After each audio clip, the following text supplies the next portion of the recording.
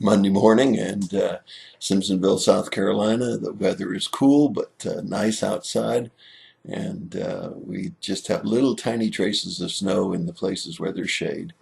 We're in the book of Exodus, chapter 5. This is the chapter where Moses first goes to Pharaoh and says, "Let the people go. Let them go out and worship." And Pharaoh accuses him of trying to take the people away from their work. What was Pharaoh's response to Moses' request? What was Pharaoh's response to Moses' request? Question number 2. What did Pharaoh do to make it harder on the work of the Israelites?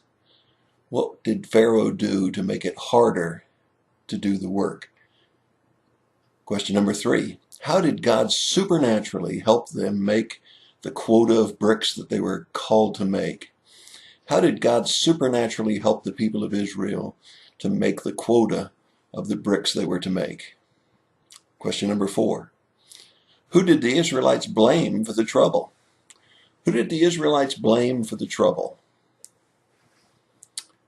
And finally, where did Moses turn when the people complained to him? Where did Moses turn when the people complained to him?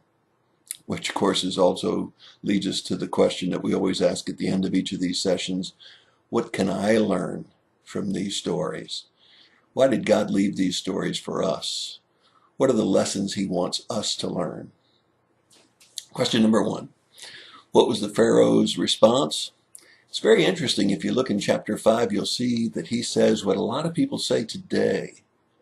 Who is the Lord that I should obey his voice? They don't know the Lord. They don't plan to obey his commands and his standards and his values. Who is the Lord that we should obey his voice? And secondly, he said, I do not know the Lord. And that's the problem. There's an awful lot of people in the world today that don't know the Lord. They don't know the goodness of God, and they don't believe that his standards are right. Question number 2. What did Pharaoh do to make the work harder? Well, they had been supplying the straw that the Israelites needed in order to make bricks for the Pharaoh. But now the Pharaoh had taken away the straw and was making the Israelites go out and gather their own straw, and while at the same time not reducing the quota of how many bricks had to be made. So they had double work, if you will. They had to look for the straw and then make the bricks, and still not let the quota go down. Question number 3. How did God supernaturally help them to make the quota? It's a trick question. You probably realize that. He didn't. God did not supernaturally help the Israelites make the quota of bricks. As a matter of fact, it tells us very clearly that they were beaten and they were called lazy and they were treated even more harshly. And you say, well, why in the world would God allow that? Why does God allow suffering in this world? And why does he allow bad things to happen to good people and good things to happen to bad people? It's a good question, isn't it? Question number 4. Who did the Israelites blame for the trouble? Interestingly enough, the Israelites blamed Moses. Moses was just being obedient to God to tell the Pharaoh to let the people go, and yet the people blamed Moses. Even though they had seen the miracles that God had given Moses to be able to do, and even though God had allowed Moses to demonstrate that he was the one that sent Moses, the people blamed Moses. And that brings us to the life lessons for today. Where did Moses turn when the people turned on him? He turned where all of us should turn anytime things don't go the way we think they should. He turned to the Lord. And he asked God, why? Why did you let me do these things, and why are you allowing all of this calamity to come on the people? Don't we all wish we knew the answer to that?